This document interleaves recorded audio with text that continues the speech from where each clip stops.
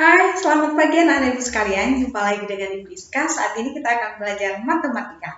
Nah, topik yang akan Ibu bawakan adalah sudut antara bidang dengan bidang. Kemarin kita sudah bahas yang namanya sudut antara garis dengan bidang. Sekarang kita bahas sudut antara bidang dengan bidang. Silakan diperhatikan.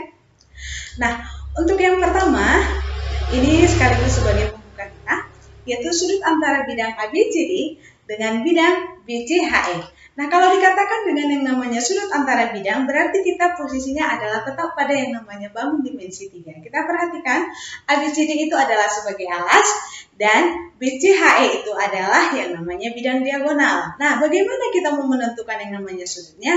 Nah, ini dia ada yang namanya prosedur atau langkah-langkah yang akan kita lakukan untuk menentukan yang namanya sudutnya. Yang pertama adalah tentukan garis yang berpotongan antara bidang ABCD dengan bidang BCHE, yaitu garis BC. Kita perhatikan garis yang berpotongan pada yang namanya kedua bidang ini. Kita perhatikan ini, itu adalah pertemuan antara perpotongannya adalah suatu garis. Bu, apakah boleh perpotongan dari dua bidang itu adalah titik? Boleh. Nanti akan kita bahas pada soal berikutnya. Nah, kemudian yang kedua langkahnya adalah tarik garis pada bidang ABCD. Nah, kita perhatikan bidang ABCD adalah alas. Kita tarik garis yang tegak lurus dengan yang namanya garis BD. Siapakah dia? Ya, dia adalah AB. Kita perhatikan di situ ada tegak lurus.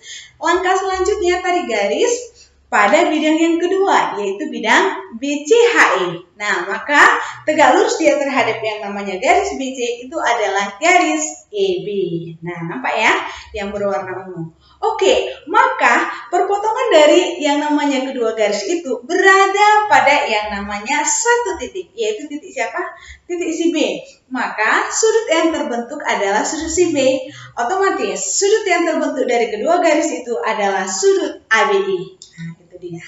Oke, atau kita namakan dengan sudut si alfa. Itulah dia nak untuk sudut antara bidang ABCD dengan bidang BCHE. Prosedurnya adalah kita perhatikan dulu yang namanya perpotongan dari dua bidang itu. Kemudian kita tarik garis yang tegak lurus terhadap garis perpotongan itu dan dia berada pada kedua bidang itu. Oke, itulah dia untuk penjelasannya. Untuk lebih jelasnya, kita masuk kepada contoh soal yang pertama. Diketahui kubus ABCD EFGH, kemudian yang menjadi pertanyaannya adalah sudut yang terbentuk antara bidang EFCD dengan bidang ABCD. Nah, bagaimana penjelasannya? Pertama, yang kita lakukan adalah menggambarkan kubus tersebut. Selanjutnya, kita gambarkan yaitu kedua bidang, yaitu EFCD dengan ABCD. Ini ABCD, alas. EFCD, ini dia.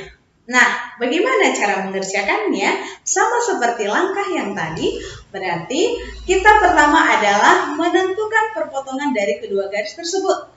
Yang mana perpotongan kedua garisnya? Yaitu CD. Selanjutnya, kita mencari garis yang tegak lurus dengan garis perpotongan itu. Berarti kita mulai dengan garis C. Kita mulai dengan bidang C, EFCD. Berarti yang tegak lurus terhadap CD adalah garis FC. Kemudian yang tegak lurus pada bidang ABCD terhadap yang namanya garis CD atau DC itu adalah garis BC yang berwarna hijau. Nah, perpotongan dari titik C otomatis sudutnya adalah sudut si C, yaitu sudut BCF atau sudut FCB, di mana yang tengahnya adalah sudut si C. Itu dia untuk nomor 1. Jawabannya adalah FCB. Ada FCB. Oh iya, ternyata jawabannya adalah A ya. Masuk kita ke soal nomor 2. Yaitu jika P dan Q masing-masing berada di pertengahan AB dan CD. Nah, kalau yang pertama tadi itu masih termasuk lots ya. Untuk yang kedua ini udah termasuk mods. Karena apa? Karena sudah ada pertambahan dua titik yaitu P dan Q. Kemudian yang menjadi pertanyaan, sudut yang terbentuk antara bidang ABCD dengan bidang EPQH. Oke, kita gambarkan dulu kubusnya. Selanjutnya adalah yaitu menggambarkan yang namanya bidang ABC. Titiknya dulu ya, titik si P, yaitu berada di antara ruas garis AB, berarti di pertengahan. Dan si Q berada di antara CD, pertengahannya. Kemudian kita gambarkan bidang ABCD dan bidang EPQH. Ini dia. Nah, bagaimana perpotongannya di mana kira-kira? Ya, tepat sekali. Perpotongan dari kedua bidang itu adalah di PQ. Iya, ini dia. Kemudian, yang kita tarik garis pada bidang ABCD yang tegak lurus dengan PQ adalah siapa? AP. Betul sekali. Baru kita perhatikan bidang yang kedua adalah EPQH. Yang tegak lurus dengan garis PQ adalah EP. Maka kita perhatikan kedua garis tersebut berpotongan di titik P, yaitu ini dia, maka alfanya adalah sudut APQ. APE ya, maaf. APE kita perhatikan optionnya. Oh, tidak ada, Bu. Berarti selain dari APE siapa? EPA. Apakah ada EPA di option? Ada. Jawabannya adalah bola. Jadi seperti itu ya, Nak. Kalau tidak ada sudut APE, berarti sudut yang satu laginya adalah EPA. Tapi ingat, kedua-duanya itu tidak akan pernah muncul jika pertanyaannya adalah bilangan berganda. Oke? Itu dia untuk yang namanya teori pada sudut antara bidang dengan bidang. Sekarang kita masuk kepada yang namanya hitungannya. Kita perhatikan contoh soal yang nomor 3. Katanya kubus ABCDEFGH diketahui, kemudian sudut yang terbentuk besar sudut sekarang antara bidang ABCD dengan bidang BEHC. Kita gambarkan. Ini dia kubusnya. Bidang ABCD-nya alas dan satu lagi bidangnya BEHC. Ini dia. Oke, berarti ini sama dengan yang namanya soal kita yang tadi ya. Otomatis bagaimana cara pengerjaannya? Cara pengerjaannya, perhatikan perpotongannya, yaitu panjang BC. Kemudian, garis yang tegak lurus dengan BC pada bidang ABCD, yaitu garis AB. Kemudian, bidang yang kedua, yaitu EBCH, garis yang tegak lurus dengan BC adalah EB. Otomatis, alfanya di sudut si B, yaitu ABE atau EBA. Kita perhatikan. Di sini, sudut pada bidang ABCD sudah mewakili yaitu sudut AB. Sudut BEHC sudah mewakili adalah BE. Maka siapa yang sama hurufnya? Kan itu ya kita bahas kemarin. Yang sama adalah B, berarti di tengah-tengahnya si B berarti sudutnya adalah ABE atau EBA. Kemudian sudut ABE itu adalah setengah dari sudut siapa? ABF. Coba perhatikan ABF ke atas ya. Berarti itu kan 90 derajat. Maka setengah dari 90 derajat adalah 45 derajat. Jawabannya cantik. Oke, itu dia untuk soal nomor 3. Kita lanjut untuk soal kita nomor 4. Tetap pada kubus ABCD. Kemudian yang menjadi pertanyaan, besar sudut pada bidang ACE dengan EFGH. Kita gambarkan kubusnya. Kemudian bidang ACGE ini dia. Kemudian bidang EFGH yang atap. Coba kita perhatikan. Maka dari kedua ini perpotongannya adalah siapa? Iya, EG. Untuk EG kita cari dulu nak, yaitu pada bidang EFGH yang tegak lurus dengan EG. Berarti siapa? Ya, HO. Alasannya apa, Bu? Kita perhatikan. Berarti patokan kita pada segitiga. Berarti patokan kita adalah pada segitiga EHG. Yuk kita perhatikan. EH itu adalah suatu sisi, panjang sisi, HG juga panjang sisi. Maka EG itu adalah diagonal sisi. Maka itu kan segitiga apa? Segitiga sama kaki. Berarti supaya dia tegak lurus dengan alasnya, berarti bagaimana? Ya, membagi dua yaitu panjang EG. Maka dia berada di tengah-tengah yaitu titik si O. Nah, sekarang garis si EG akan kita tarik yang tegak lurus dengan bidang ACGE. Berarti udah dari si O nih ya.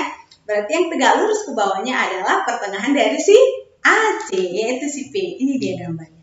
Kalau kita perhatikan, pastilah dia membentuk segitiga bagaimana? Ya, siku-siku. Di mana siku-sikunya? Di O. Maka yang justru titik O itu merupakan yang namanya sudut pertemuan antara kedua bidang ACGE dengan EFGH. Karena ditanyakan adalah sudutnya, maka itu alfanya adalah bernilai 90 derajat, yaitu sudut HOP. Oke, jadi opsinya adalah N. Oke, kita lanjut dengan soal kita yang nomor 5. Nah, untuk soal nomor 5 ini sudah merupakan HOP ya. Nah, kita perhatikan pada kubus ABCD EFGH, rusuknya atau panjang sisinya adalah 4 cm. Kemudian, jika alfa adalah sudut yang terbentuk antara bidang BDG dengan bidang alas, yaitu alas siapa? ABCD ya. Maka tentukanlah sinus dari si alfa. Itu optionnya, kita perhatikan dengan gambarnya dulu. Ini adalah kubus ABCD EFGH. Ya, yang pertama adalah bidang BDG.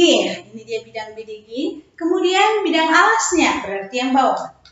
Nah, kita perhatikan perpotongan dari kedua bidang itu adalah berada pada garis BD. Nah, kemudian kita cari yang namanya garis yang tegak lurus dengan BD pada kedua bidang tersebut. Yang pertama terhadap yang namanya bawah alasnya otomatis sama seperti yang tadi. BC sama dengan CD itu adalah segitiga sama kaki, di mana BD itu adalah diagonal sisi, tidak mungkin dia tidak sama sisi ya, tidak mungkin segitiga sama sisi. Maka dia akan membagi dua, yaitu si DB. Maka berada di tengah-tengah DB, yaitu titik si O. Otomatis tegak lurus dia terhadap bidang ABCD adalah garis CO. Sekarang kita perhatikan segitiga BDG. BD adalah diagonal sisi, BG diagonal sisi, dan GD itu adalah diagonal sisi juga. Maka segitiganya apa? Ya, segitiga sama kaki. Maka segitiga sama kaki itu akan tegak lurus dia kepada yang namanya bidang alasnya, yaitu BD. Berarti kita tarik garis, yaitu garis tingginya. Yang tegak lurus adalah OG. Bagus sekali. Kita menghubungkan kedua garis tersebut, yaitu GO dengan CO. Maka dia berada pada yang namanya titik si O perpotongannya. Maka sudutnya adalah GOC. Itu dinamakan dengan sudut alfa. Oke, sekarang menjadi pertanyaan. Ini kita ambil ya segitiganya GOC. Nah, alfanya di O. Kemudian GOC itu adalah segitiga apa? Iya, siku-siku. Di mana siku-sikunya? Iya, di C. Maka kita tentukan dulu yang namanya apa, Bu? Iya, panjang setiap sisinya. Kita perhatikan untuk OC. OC itu adalah setengah dari diagonal sisi. Diagonal sisinya berapa? 4/2 karena sisinya 4. Maka setengahnya adalah 2/2. Selanjutnya panjang CG. CG itu adalah panjang sisi berarti 4. Sekarang yang menjadi pertanyaan, berapakah OG? OG ini akan kita cari, yaitu untuk OG ya. OG ini akan kita cari yaitu dengan menggunakan yang namanya dalil Pitagoras. Berarti OG sama dengan akar dari CO kuadrat ditambah CG kuadrat. CO-nya berapa tadi? Iya. Itu adalah 2/2 kita kuadratkan tambah CG-nya adalah 4 kuadrat. 2/2 kuadrat itu berarti 8 tambah 16 adalah 24. Akar dari 24 kita jabarkan adalah akar 4 kali 6. Akar 4 adalah 2 akar 6. 2 kali akar 6. Jadi 2 akar 6. Oke, dapat OG-nya. Nah, selanjutnya yang menjadi pertanyaan adalah sin alfa. Kita perhatikan dari gambar. Itu dia ya, alfanya itu. Kemudian sinus depan per miring, ya kan?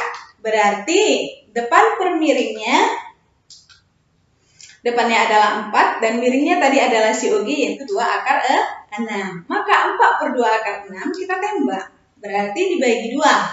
Yang di atas 2, yang di bawah 1. Kemudian dalam namanya pecahan ini yaitu penyebutnya berbentuk akar kali akar 6 per akar 6. Akar 6 kali akar 6 adalah 6.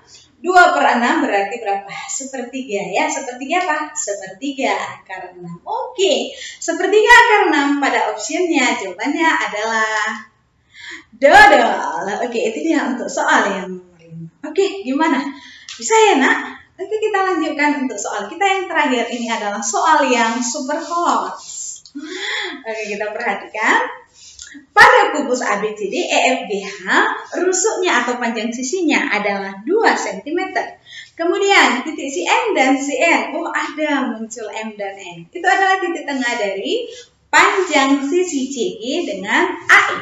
Nah, jika alfa itu adalah sudut yang terbentuk antara bidang BFN dan bidang BGE, maka tentukanlah kosinus alfanya. Oke, kita mulai dengan menggambarkan. Kubu selanjutnya gambarkan yang namanya titik si M dengan N, di mana M adalah pertengahan CG dan N itu adalah pertengahan AE. Kemudian kita akan menentukan yang namanya bidang BMN. Oke, ini dia bidangnya. Isinya tadi 2. Ini bidangnya. Oke. Kemudian bidang yang kedua adalah BCG. Kita perhatikan. Nah, perpotongannya menjadi garis atau titik? Iya, ini perpotongannya adalah titik. Nah, sekarang kita akan menentukan yang namanya sudutnya.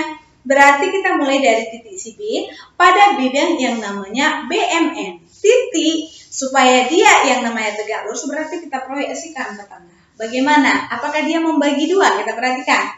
BN dengan BM itu bagaimana panjangnya? Sama, ya kan? Berarti segitiga sama kan? Berarti kita tarik di tengah-tengahnya, itu kita misalkan adalah si O. Maka garis yang terbentuk pada bidang BMN yang dia tegak lurus dengan titik si B adalah siapa? BO. Sekarang masuk kita ke bidang yang kedua, yaitu siapa? BGE atau BEG. Berarti sama. BE dengan BG itu juga adalah sama. Dan EG juga sama, yaitu berarti segitiga sama sisi. Berarti supaya tegak lurus titiknya membagi 2 juga. Kita misalkan titik si P, maka muncullah garis BP. Nah, alfanya adalah sudutnya, maka dia sudutnya adalah OBP atau PBO. Nah, jika kita tarik garis O ke P, akan membentuk yang namanya segitiga. Segitiga apakah ini? Segitiga siku-siku? Oh tidak. Ini adalah segitiga sembarang. Kita ambil segitiganya, kita pindahkan. Oke, ini dia ya. Nah, sekarang kita akan menentukan yang namanya panjang setiap sisinya. Kita perhatikan dulu ya. Maka kita lihat apakah dia merupakan segitiga siku-siku atau tidak. Panjang OP dulu. Oke, panjang OP kalau kita perhatikan itu kan sama dengan GM sama dengan EN. Oke, berarti itu kan setengah dari siapa? Iya, GC. Berarti GC adalah panjang sisinya 2, setengah dari 2 adalah 1. Nah, sekarang kita mencari panjang OB. Panjang OB ini kalau kita perhatikan, nah, itu adalah setengah dari panjang BH. BH itu adalah diagonal ruang. Nah, gitu dia. Diagonal ruangnya jika sisinya 2 adalah 2 akar 2. Berarti setengah dari 2 akar 2. Tembak 2-nya berarti akar 3. Sudah dapat panjang OB. Sekarang kita mencari panjang siapa? Iya, PB atau panjang BP. Oke, mencari panjang BP ini bagaimana? Berarti kita memantau yang namanya segitiga siapa? Iya, segitiga BFV.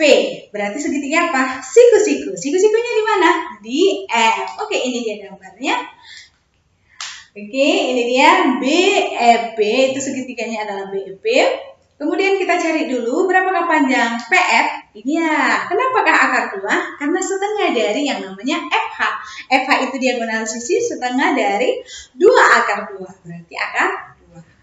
FBF atau FB itu adalah panjang sisi 2. Nah, berarti kita mencari B, berarti bisa dong menggunakan dalil Pitagoras. Akar dari BF kuadrat tambah PF kuadrat. Maka berapakah BF?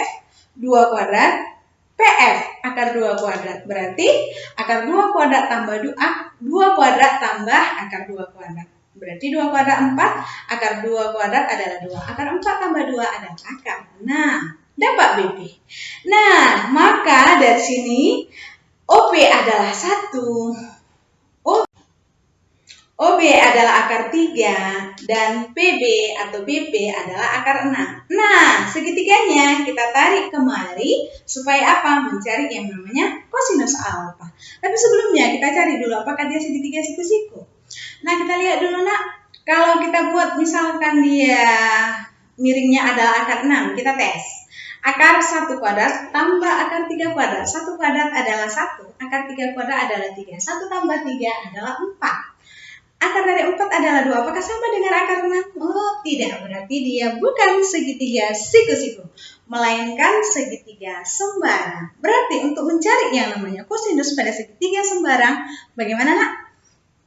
Tepat sekali, yaitu menggunakan aturan kosinus. Nah, ini dia. Kita ambil segitiganya. Kemudian kita masuk ke aturan kosinus. Kita perhatikan. Untuk mencari kosinus, nah, yaitu Perhatikan alfanya diapit oleh dua garis yaitu OB dengan BP. Maka dia menjadi OB kuadrat tambah BP kuadrat kurang yang di depan si alfa yaitu OB. Per 2 kali OB yang diapit tadi. OB dengan BP. Ini dia. OB-nya adalah akar 3, BP-nya akar 6. OP-nya adalah 1 kuadrat per 2 kali akar 3 kali akar 6. Kita substitusikan. Kita cari akar 3 kuadrat 3. Akar 6 kuadrat 6, kemudian dikurang 1. Kemudian 2 kali akar 3 kali akar 6 adalah akar 18. Nah, 3 tambah 6, 9 kurang 1, 8 per 2. Kali akar 18 adalah berapa? 9 kali 2. Akar 9 adalah 3, akar 2. Ini dia. 8 bagi 2, 4 ya. Atau ini masih ada penyebut Bu, akar 2. Berarti kita kalikan dengan akar sekawan. Akar 2 per akar 2. Kita perhatikan. Akar 2 kali akar 2 adalah 2. 2 kali 2 adalah 4. Ini masih yang bawah ya. Di atas ada 8. 8 bagi 4 berapa? 2. Per berapa yang belum? Per 3. 2 per 3 akar 2. Inilah jawabannya. Jadi opsinya adalah ayam. Oke, gimana Nak? Sudah paham ya? Demikianlah pembelajaran kita pada saat ini. Ini adalah materi kita yang terakhir untuk yang namanya dimensi 3. Oke, nah jika ada yang belum paham, belum mengerti, silakan japri ke Ibu atau bisa berikan pada kolom komentar di Google Classroom kita. Terima kasih, Tuhan Yesus memberkati. Shalom.